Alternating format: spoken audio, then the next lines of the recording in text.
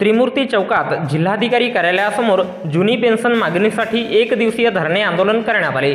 राज्यातील सर्वच कर्मचाऱ्यांना 1982 1984 ची जुनी पेन्शन मिळावी यासाठी सातत्याने आंदोलनाचे हत्यार संविधानिक मार्गाने उपसून पेन्शन संघटना लढा देत आहेत। शासन कर्मचाऱ्यांचे आंदोलन थांबविण्यासाठी पोकळ आश्वासने देऊन भूलथापा देत आहेत।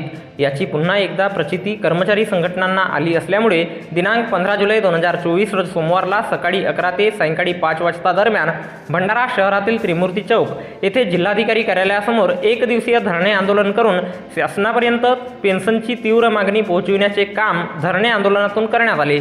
पेन्शन संघटना पदाधिकारी आणि पेन्शन संघर्ष समितीचे समर्थित सर्व संघटनांचे पदाधिकारी मोठ्या संख्येने उपस्थित होते। सर्व विभागातील पेन्शनग्रस्त कर्मचाऱ्यांनी एकच मिशन जुनी पेन्शनचे नारे देत आपल्या व्यथा आणि पेन्शन का आवश्यक आहे याविषयी मनोगत व्यक्त केले।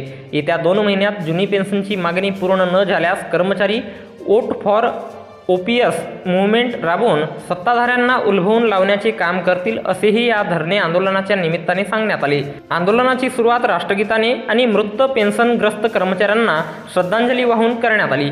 सरतेशेवटी वंदे मातरम घेऊन राज्याध्यक्ष वितेश खांडेकर यांच्या नेतृत्वात जिल्हाधिकारी योगेश कुंभेजकर यांच्यामार्फत शासनाला निवेदन देऊन एक दिवसीय धरणे आंदोलनाची सांगता करण्यात आली। यावेळी प्रास्ताविक पेन्शन संघटनेचे जिल्हाध्यक्ष फारुख शहा यांनी केले। सूत्रसंचालन जिल्हा मार्गदर्शक विनोद किंदरले तर सर्व उपस्थितांचे आभार राज्य प्रतिनिधी चेतन बोरकर यांनी मानले। पेन्शन